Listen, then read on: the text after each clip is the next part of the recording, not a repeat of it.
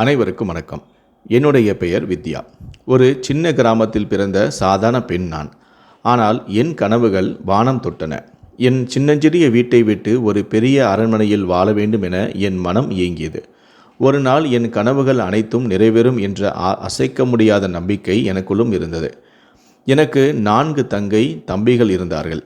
எல்லோருமே என்னை விட சிறியவர்கள்.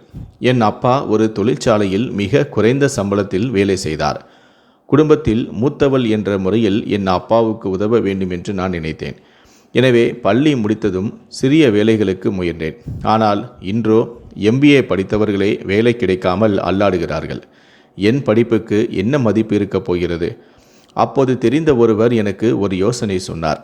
ஏதாவது ஒரு திறமையை கற்றுக்கொள், அப்போதுதான் பணம் சம்பாதிக்க முடியும் என்று.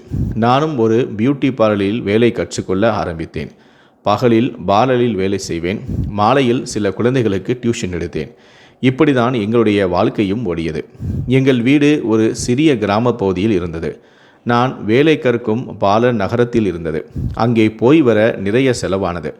அதனால் பார்லருக்கு அருகிலேயே ஒரு வாடகை வீடு தேட ஆரம்பித்தேன். அதிர்ஷ்டவசமாக குறைந்த வாடகையில் ஒரு வீடும் கிடைத்தது. நாங்கள் எல்லோருமே அங்கேயே குடிபெயர்ந்தோம். நான் மிகவும் ஆர்வத்துடன் வேலையை கற்றுக்கொண்டேன். என் பார்லர் முதலாளி அக்காவும் என் மேல் மிகவும் அன்பாக இருந்தார். ஒரு நாள் நீ ஒரு பெரிய மேக்கப் கலைஞராக வருவாய் என்று அடிக்கடியும் சொல்வார். ஒரு நாள் வேலை முடித்து வீடு திரும்பி கொண்டிருந்தேன். வழியில் ஒரு பெண்ணை பார்த்தேன். அவர் மூச்சுவிட சிரமப்பட்டு கொண்டிருந்தார். ஒருவேளை அவருக்கு மூச்சு திணறலாக இருக்கலாம் என்று, அல்லது வேறு ஏதேனும் பிரச்சனையாக இருக்கலாம்.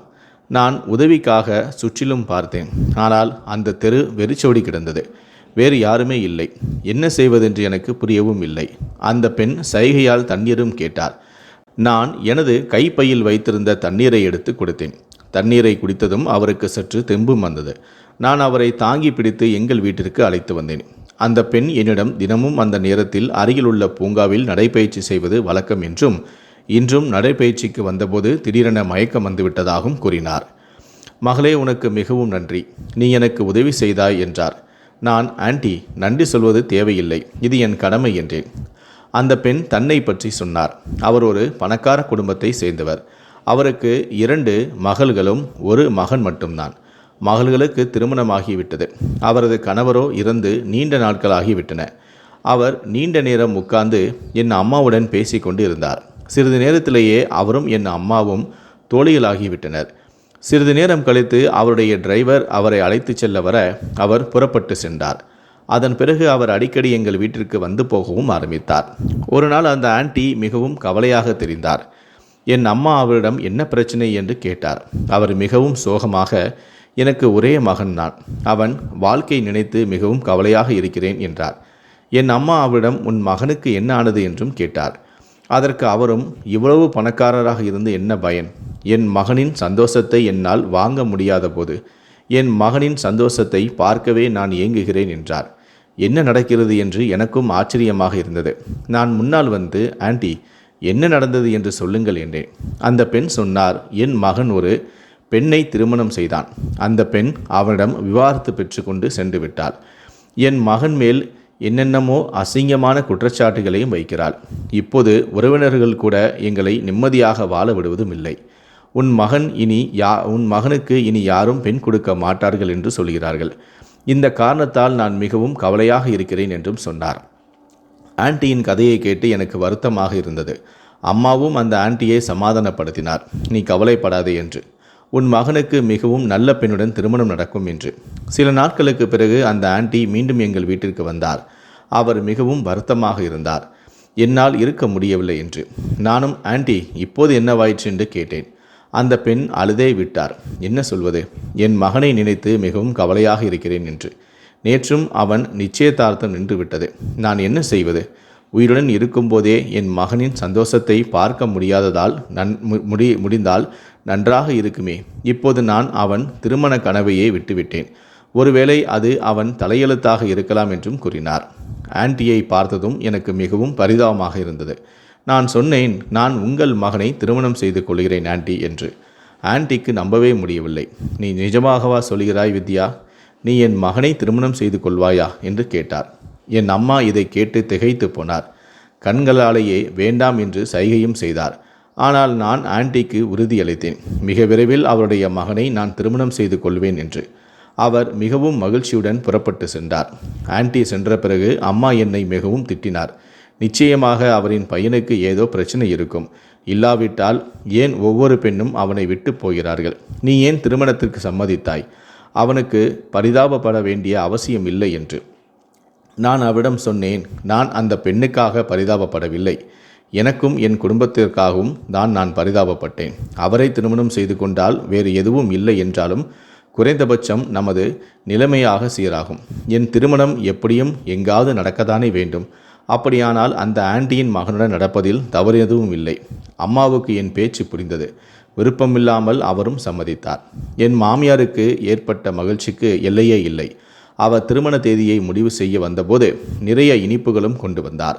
அதை நாங்கள் பின்னர் தெரு முழுவதும் விநியோகித்தோம். என் வருங்கால மாமியார் என் திருமணத்தில் நான் அணிய விரும்பிய உடைகளை வாங்கியும் கொடுத்தார். அந்த உடை 1,00,000 ரூபாய் மதிப்புள்ளது. ஆனால் அவர் பணத்தை பற்றி கவலைப்படவே இல்லை. அவருடைய இந்த செயல்களை பார்த்து என் அம்மா என்னிடம், இன்னும் நேரம் இருக்கிறது, யோசித்து பார், அவன் மகனில் ஏதோ பெரிய பிரச்சனை இருக்க வேண்டும் என்றும் கூறினார். ஆனால் நான் வாக்கு கொடுத்து விட்டேன், பின்வாங்க முடியாது என்றும் சொன்னேன். திருமண நாளில் என் பார்லர் அக்காதான் என்னை அலங்கரித்தார்.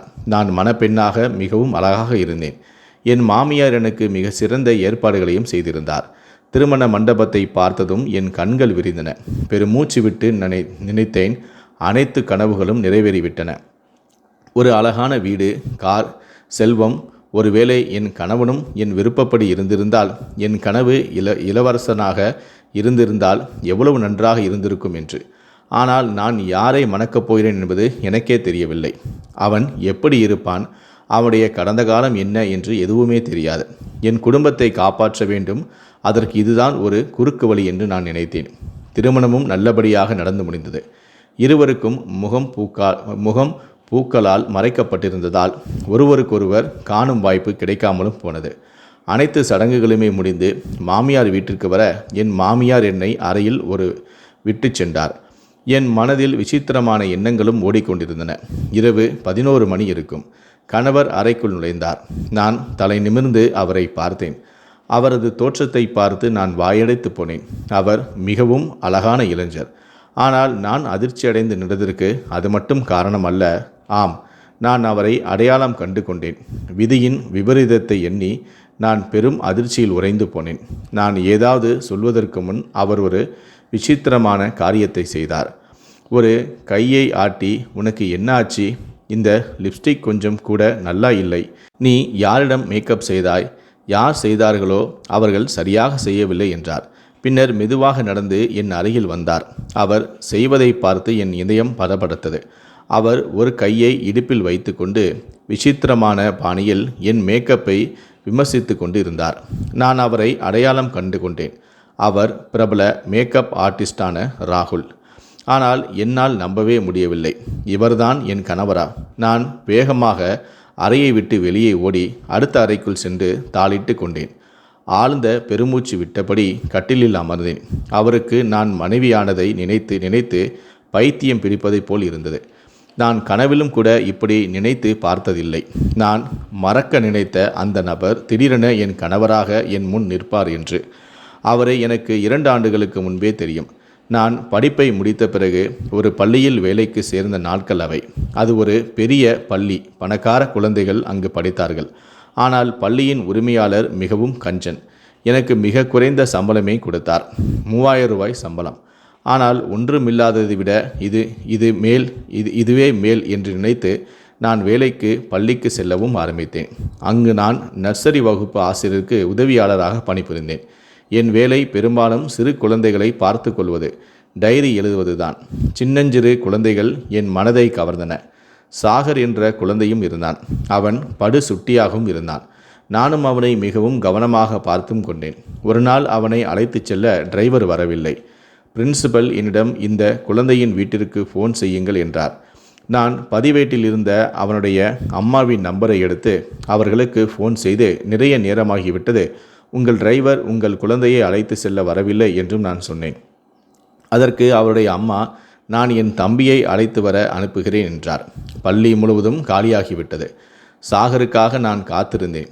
அவனை அழைத்து செல்ல யாராவது வரும் வரை நான் போகக்கூடாது என்று நினைத்தேன். அந்த குழந்தையை தனியாக விட்டு செல்ல என் மனமும் வரவில்லை. 1/2 மணி நேரம் கழித்து சாகரின் மாமா அவனை அழைத்து செல்ல வந்தார். அவரை கண்டதும் நான் வியந்து போனேன். அவர் மிகவும் அழகானவராகவும் இருந்தார். அவர் அவனை காரில் ஏற்றி கொண்டு சென்றார். அடுத்த நாள் நான் சாரிடம், நேற்று உன்னை யார் அழைத்து சென்றார்கள் என்று கேட்டேன். அதற்கு அவனோ, என் மாமா, அவருடைய பெயர் ராகுல் என்றான். சாகரின் மாமாவை எனக்கு மிகவும் பிடித்திருந்தது. நான் மீண்டும் அவரை பார்க்க விரும்பினேன். தற்செயலாக சில நாட்களுக்கு பிறகு என் பிரார்த்தனை பலித்தது. சாகரின் டிரைவர் வரவில்லை. அந்த இளைஞன்தான் அவனை அழைத்து சென்றான். நான் தினமும் அவரை பார்க்க காத்திருப்பேன். அவர் அவனை அழைத்து செல்லும் வரை நான் செல்லவும் மாட்டேன். எனக்கு என்ன ஆகிறது என்று எனக்கே தெரியவில்லை. அவரை எனக்கு மிகவும் பிடித்துவிட்டது. தன்னை யாரோ ஒருவர் பார்க்க மிகவும் ஆவலாக இருக்கிறார் என்று கூட அவருக்கு தெரிந்திருக்கவே வாய்ப்பில்லை. அவர் அமைதியாக வந்து தன் மருமகனுடன் சென்று விடுவார். அவரிடம் பேச வேண்டுமென்று என் மனம் மிகவும் விரும்பியது. ஆனால் ஒருபோதும் தைரியம் வந்ததில்லை.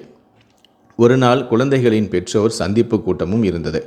அதே நாளில் எனக்கு உடல்நிலை மிகவும் சரியில்லாததால் நான் விடுப்பு எடுத்துக்கொண்டேன். அடுத்த நாள் நான் பள்ளிக்கு சென்றபோது என் சக ஆசிரியை சிரித்து கொண்டே, உனக்கு தெரியுமா, நேற்று சாகரின் மீட்டிங்கிற்கு யார் வந்தார்கள் என்று கேட்டார். நான் யார் என்று கேட்டதும் அவன் மாமா வந்திருந்தான். ஆனால் அவன் மாமாவா அல்லது மாமியா என்று தெரியவில்லை என்று சொல்லிவிட்டு சத்தமாக சிரித்தார். நான் ஆச்சரியத்துடன், சரியாக சொல் என்றேன். அவர், சாகரின் மாமா வித்தியாசமாக பேசினார். பெண்கள் போல கையை ஆட்டி ஆட்டி பேசினார். அவன் ஒரு பையன் இல்லை என்பது தெளிவாக தெரிந்தது என்றார். அவர் இவ்வளவு சொன்னதுமே நான் அவரை இடைமறித்து போதும் என்றேன். பிறகு அவர் சொல்வதை கேட்காமலேயே அங்கிருந்து எழுந்தும் சென்றேன். அவரை பற்றி அப்படிப்பட்ட விஷயங்களை கேட்பது எனக்கு பிடிக்கவில்லை. எது உண்மை எது பொய் என்று தெரியவில்லை. ஆனால் அதற்கு பிறகு அவர் சாகரை அழைத்து செல்ல ஒருபோதும் வரவில்லை. நான் ராகுலை விரும்புகிறேன் என்று அந்த ஆசிரியருக்கு தெரிந்துவிட்டது. பிறகு அவர் மற்ற ஆசிரியர்களிடமும் சொல்லிவிட்டார். எல்லா ஆசிரியர்களும் என்னை கேலி செய்தனர். பார், இவள் ஒரு திருநங்கையை விரும்புகிறாள் என்று நான் அவர்களுடன் சண்டையும் விட்டேன். அவரை அப்படி சொல்லாதீர்களும் என்றேன். அந்த ஆசிரியர்கள் சொன்னதை நான் நம்பவும் இல்லை. அதனால் நான் விரக்தி அடைந்து அந்த பள்ளியை விட்டே விலகிவிட்டேன். ஒருமுறை அவரை என் கண்களால் பார்த்து எது உண்மை எது பொய் என்பதை தெரிந்து கொள்ள வேண்டும் என்று எனக்கு ஆசையும் இருந்தது. அவர் வீடு எங்கே என்று எனக்கு தெரியாது. என் மனம் மிகவும் அமைதியற்று இருந்தது. அவரை எப்படி பார்ப்பது? அந்த ஆசிரியர் சரியாக சொல்கிறாரா இல்லையா என்று எப்படி தெரிந்து கொள்வது? ஒரு நாள் நான் என் தோழியின் வீட்டிற்கு சென்றிருந்தேன். என் அறையின் ஜன்னல் வழியாக வெளியே பார்த்தபோது ராகுல் வெளியில் அமர்ந்திருந்தார். அவரை கண்டதும் நான் அதிர்ச்சி அடைந்தேன். உடனே என் தோழியிடம் அவர் யார் என்று நான் கேட்டேன். அதற்கு அவளோ, என் அண்ணனின் நண்பன் என்றாள். நான் வெளியே பார்த்தபோது அவர் பெண்கள் போலவே கையை ஆட்டி ஆட்டி பேசி கொண்டிருந்தார். அந்த ஆசிரியர் சொன்னது உண்மை என்று எனக்கு தோன்றியது. என் தோழியும் அவர் ஒரு பையன் இல்லை, வேறு ஏதோ என்று சொன்னாள். நான் ஏமாற்றத்துடன் முகத்தை திருப்பிக் கொண்டேன். அந்த நேரத்தில் நான் யாரை நேசித்தேன் என்று நினைத்து என்னை நானே வெறுத்தேன். அந்த நாளுக்கு பிறகு அவரை என் மனதிலிருந்தும் சிந்தனையிலிருந்தும் நான் நீக்கிவிட்டேன். பின்னர் என் தோழி மூலமாக அவர் ஒரு மேக்கப் ஆர்டிஸ்டாக மாறிவிட்டார் என்று எனக்கும் தெரிந்தது. நான் ஒரு முறை முழுமையான பெண், ஒரு முழுமையான ஆணை திருமணம் செய்து கொள்ளும் உரிமை எனக்கு இருந்தது. இந்த உலகம் விசித்திரமான பெயர்களில் அழைக்கும் அவரை போன்ற ஒருவரை அல்ல. சரியான நேரத்தில் என்னை நான் தடுத்து கொண்டேன். பின்னர் மேக்கப் கருத்தகங்களில் அவரை 2-3 முறை பார்த்திருக்கிறேன். என் சந்தேகம் உறுதியாக மாறியது. நானும் மற்றவர்கள் நினைத்த அதே நபர்தான் அவர். அறை கதவு தட்டப்பட்டதும் நான் திடுக்கிட்டு எழுந்தேன். என் தலை வெடித்து விடும் போல் இருந்தது. நான் யாரை திருமணம் செய்து கொண்டேன் என்று. நான் உட்கார்ந்தபடியே கத்தினேன், யார் அது என்று. என் மாமியாரின் குரல் வந்தது. வித்யா, நான் தான், கதவை திற என்று. நான் கோபமாக, நீங்கள் எனக்கு துரோகம் செய்து விட்டீர்கள், இங்கிருந்து செல்லுங்கள், நான் கதவை திறக்க மாட்டேன் என்றேன். என் மாமியார் அழுது கொண்டே, கடவுளுக்காக எங்களை அவமானப்படுத்தாதே, வீடு முழுவதும் விருந்தினர்களால் நிரம்பியுள்ளனர், எங்கள் மரியாதையை இப்படி கெடுக்காதே என்றார். அவர் அப்படி பேசியதை கேட்டு நான் அமைதியாக கதவை திறந்தேன். நான் தான் இந்த திருமணத்திற்கு சம்மதித்தேன். இப்போது நான் தான் அவமானப்பட வேண்டும். என் மாமியார் என்னை பார்த்ததும், நீ நினைப்பது போல எதுவும் இல்லை, என் மகன் நன்றாக இருக்கிறான் என்றார். நான் கோபமாக, இப்போது நீங்கள் அப்படித்தான் சொல்வீர்கள் இல்லையா என்றேன். திருமணத்திற்கு முன்பு நான் என் மாமியாரிடம் ஒரு நிபந்தனை வைத்திருந்தேன். அவள் என் குடும்பத்திற்கு ஒரு வீடு வாங்கி கொடுக்க வேண்டும் என்று. அவரும் என் நிபந்தனையை ஏற்றுக்கொண்டார். இப்போது நான் ஒப்பந்தம் செய்திருந்ததால் என் உரிமைக்காக நான் நிற்கவும் முடியாது. என் விதியை சபித்தபடி கணவரின் அறைக்கு வந்து கதவை மூடிக்கொண்டேன். ராகுல் அமைதியாக கட்டிலில் அமர்ந்திருந்தார். யாராவது அவரை பார்த்தால் அவருடைய அழகில் மயங்கி விடுவார்கள். ஆனால் அவர் உண்மையில் யார் என்று அவர்களுக்கும் தெரிந்திருக்காது. நானும் அவர் தோற்றத்தை ஈர்க்கப்பட்டவள்தான். இப்போது ஒன்றும் செய்ய முடியாது. நான் கட்டிலின் விளிம்பில் அமர்ந்தேன். அவர் என்னை நோக்கி திரும்பி, நீயும் என்னை விட்டு போய்விடுவாய் அல்லவா? எல்லோரும் போவது போல என்றார். இந்த முறை அவருடைய குரல் மிகவும் கனமாகவும் அழகானதாகவும் ஆண்மையுடனும் இருந்தது. ஆனால் அது அவருடைய உண்மையான அடையாளம் இல்லை என்று எனக்கு தெரியும். நான் சிந்திக்காமலேயே பேசும் விதம்தான் நம் உண்மையான அடையாளம். அவருடைய அடையாளம் பெண்களைப் போல அசைவுகள், பேச்சுகள் மற்றும் மென்மை. நான் அவரை விட்டு போக விரும்பாமலும் போக முடியாது என்பதை அவருக்கு எப்படி சொல்வது? இந்த திருமணம் என்பது ஒரு சூதாட்டம் போன்றது. அதில் நான் தோற்பது என்பது உறுதி. என் குடும்பத்திற்கு ஒரு நல்ல வாழ்க்கையை நான் கொடுத்திருந்தேன். ஆனால் என் நிலைமை என்னவாக போகிறது என்று எனக்கு தெரியவில்லை. பதில் எதுவும் சொல்லாமல் ஒரு ஓரமாக சுருண்டு படுத்து கொண்டேன்.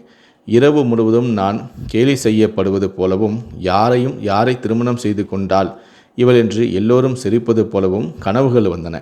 காலையில் நான் எழுந்ததும் அவர் என்னை விட முன்பே எழுந்திருந்தார். மெதுவாக அவர் நடக்கும் போதும் அமரும் போதும் நிற்கும் போதும் ஒரு சிறந்த ஆணாகவே தெரிவார். ஆனால் அவர் பேச ஆரம்பித்தால் அவருடைய உண்மையான முகம் தெரிந்துவிடும். அது எனக்கு அருவருப்பை ஏற்படுத்தியது. மறுநாள் நடக்க வேண்டிய நிகழ்ச்சிக்கு என் மேக்கப்பை நானே செய்வதாக அவர் தெரிவித்தார். நான் அமைதியாக அவர் முன் அமர்ந்தேன். அவர் என்னை அவ்வளவு அழகாக தயாரும் செய்தார். எல்லோரும் என்னையே பார்த்து கொண்டிருந்தனர். சில உறவினர்கள் என்னை பார்த்து பொறாமைப்பட்டனர். ஆனால் சிலரோ இவளுக்கு இவன்தான் கிடைத்தானா என்று என்னை பார்த்து சிரித்தனர். இது எனக்கு மிகுந்த மன உளைச்சலை ஏற்படுத்தியது. விருந்தினர்கள் சென்றதுமே நான் என் அறையை மாற்றிக்கொண்டேன். நான் தனியாக தங்கியிருந்தேன். என் மாமியாரிடம் எதுவும் சொல்லவில்லை. ஏனென்றால் நான் அவரிடம் தெளிவாக சொல்லியிருந்தேன், இந்த விஷயத்தில் அவர் ஏதாவது பேசினால் அவருடைய முதல் மருமகளைப் போலவே நானும் வீட்டை விட்டு வெளியேறி விடுவேன் என்று. அதன் பிறகு என் மாமியாரிடம் எதுவும் சொல்லவில்லை. நான் என் இஷ்டப்படி தூங்கினேன். எழுந்தேன். அவருடைய மகனின் முகத்தை கூட பார்க்காமல் இருக்க நான் எல்லா முயற்சிகளையும் செய்தேன். அந்த வீட்டில் நான் இருப்பதென்பதே குடும்பத்தின் மரியாதை போதுமானதாக இருந்தது. எனக்கு 2 நாத்தனார்களும் இருந்தனர். அவர்களும் என்னிடம் பேசி புரிய வைக்க நிறைய முயற்சியும் செய்தனர். கடைசியில் விரக்தியடைந்து அவர்கள் தங்களுடைய வீடுகளுக்கே திரும்பியும் சென்றனர். ஒரு நாள் சமையலறையில் எனக்காக உணவு எடுக்க சென்றேன். என் மாமியாரின் அறைக்கு முன் செல்லும்போது என் பெயர் கேட்டது. நான் சற்றென்று நின்று அவர்கள் என்ன பேசி கொண்டிருக்கிறார் என கவனித்தேன்.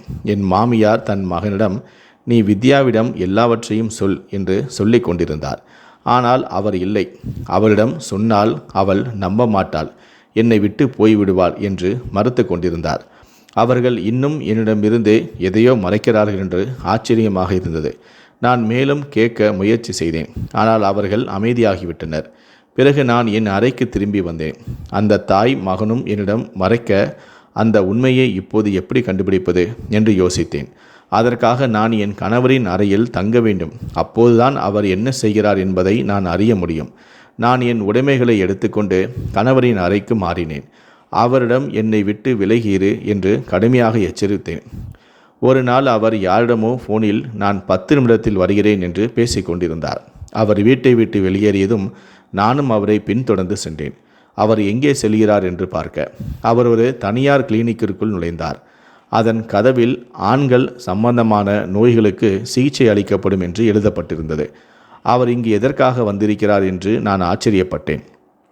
பிறகு அவர் ஒரு ஆண்தானா, ஆண்கள் நோய்களுக்கு சிகிச்சை பெறதான் இங்கு வந்திருப்பார் என்று நினைத்து திரும்பி வந்துவிட்டேன்.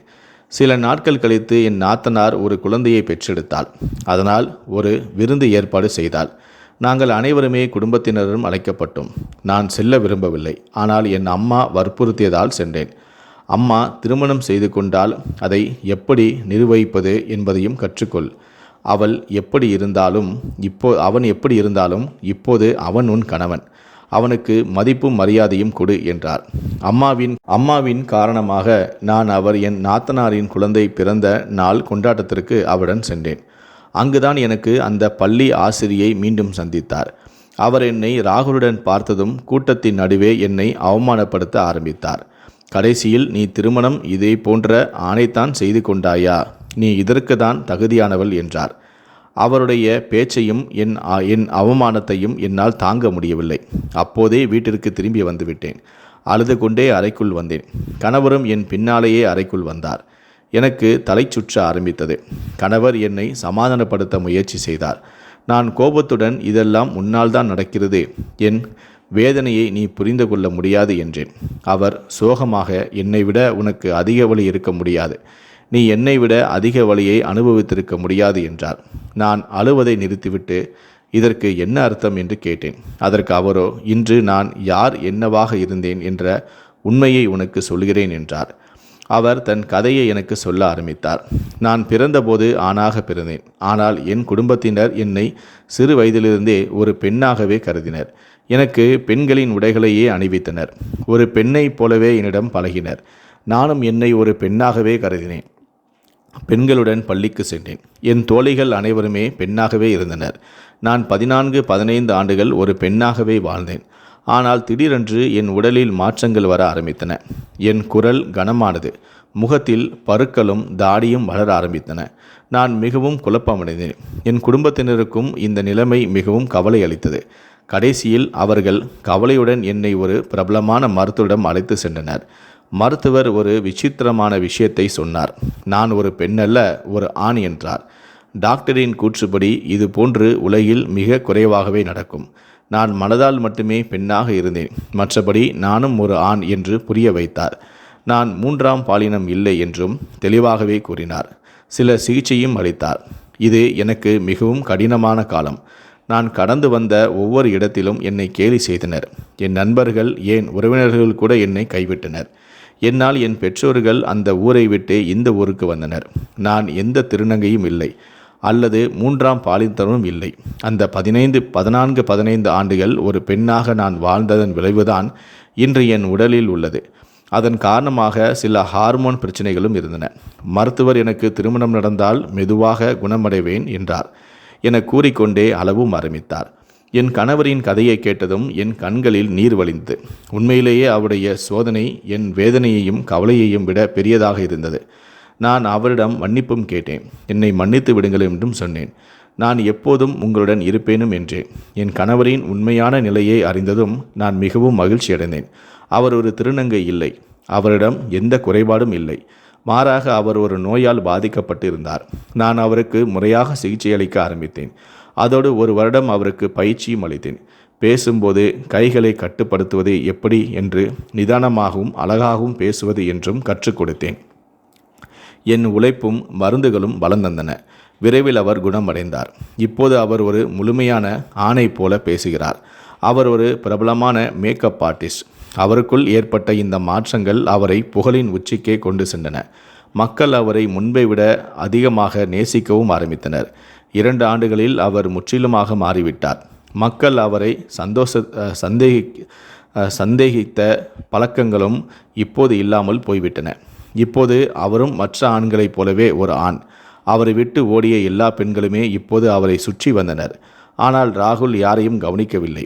அவர் என் மீது மட்டுமே அக்கறை கொண்டிருந்தார். என்னிடம் மட்டுமே அன்பும் கொண்டிருந்தார். திருமணமாகி 3 வருடங்களுக்கு பிறகு எங்கள் வீட்டில் ஒரு பெண் குழந்தையும் பிறந்தது. அப்போது எல்லோருமே வாயடைப்பட்டது. சில பொறாமை கொண்டார்கள். இன்னும் தவறான வதந்திகளையும் பரப்பினார்கள். ஆனால் என் குழந்தையின் முகம் அவர்கள் முகத்தில் இறைவன் அடித்த அறை போல இருந்தது. என் மாமியார் என்னை புகழ்ந்து கொண்டிருந்தார். நான் வந்துதான் மகனின் வாழ்க்கையை மாற்றிவிட்டேன் என்று. அவர் எல்லோரிடமும் என் மருமகள் என் வீட்டை சொர்க்கமாகிவிட்டாள் என்றும் கூறுவார். என் அன்பை காத்து என்னை அவமானத்திலிருந்து காப்பாற்றி நான் கண்ட கனவுகள் அனைத்தையுமே நிறைவேற்றிய இறைவனுக்கு நான் லட்சக்கணக்கான நன்றிகளையும் தெரிவித்துக் கொள்கிறேன். கடைசியாக என் கனவுகளின் இளவரசியாகவே நான் மாறிவிட்டேன்.